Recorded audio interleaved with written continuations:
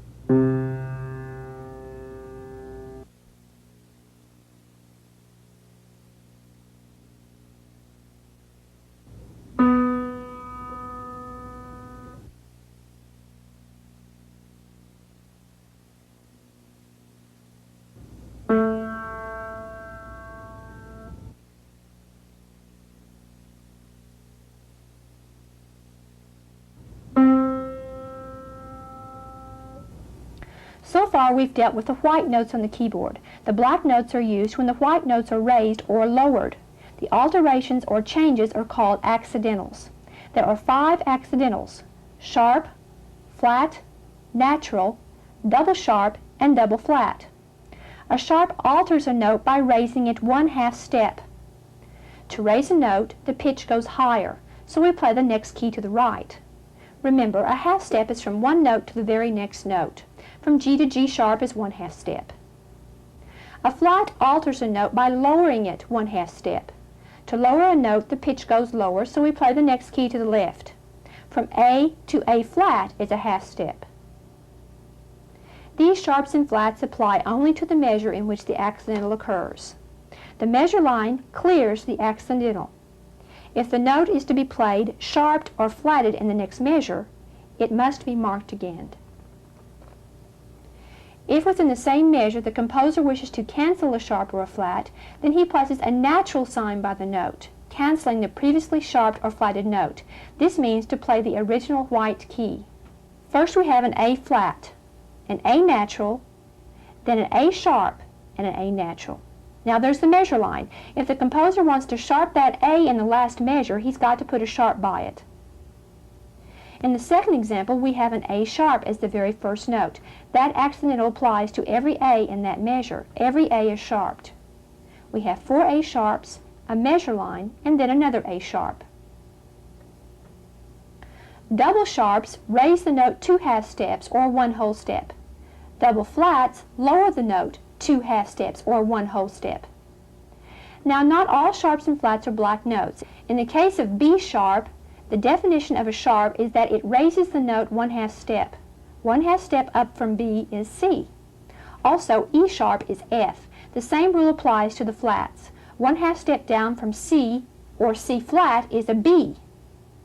1/2 step down from F or F flat is E. This gives us a definition of another term, enharmonic. Different names for the same note. That's what enharmonic means. These are some terms you will see in music. They don't change the note names or the rhythm, but you do need to be familiar with them. Dynamics. Forte, loud, play loud. Also we have mezzo forte, MF, and fortissimo, that's 2 Fs. Piano, soft. We have mezzo piano, MP, and pianissimo, 2 Ps. Crescendo, gradually get louder. Decrescendo, gradually get softer. Diminuendo, gradually get softer. Direction signs. 8VA. This means to play a note an octave higher or lower than written. An octave is 8 notes. Pedal sign.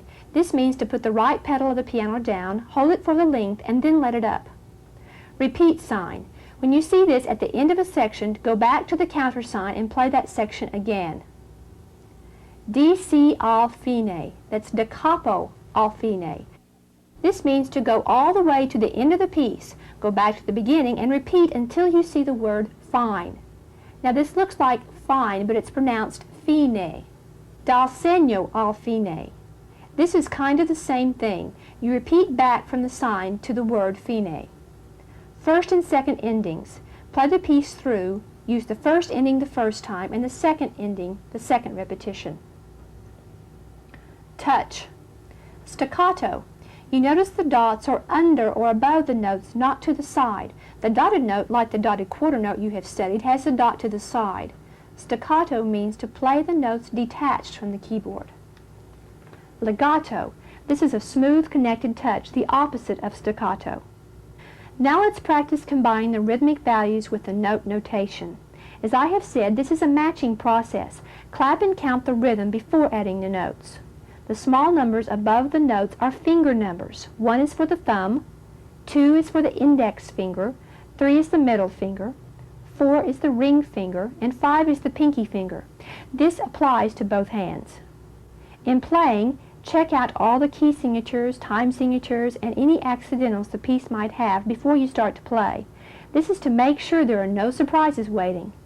When you start to play, remember the time values and rests have to be considered, as well as the note names.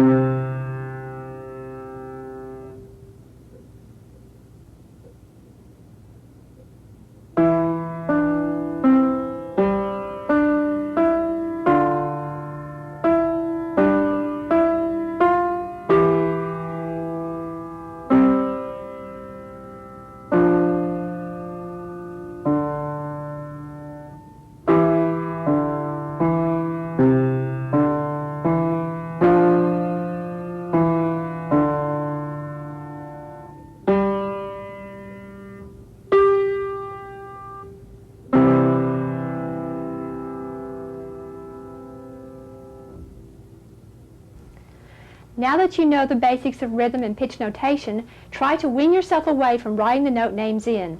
The more you practice, the easier this becomes. I suggest you go to your local music store that sells sheet music and pick out a beginning level piano solo book of whatever style of music you like.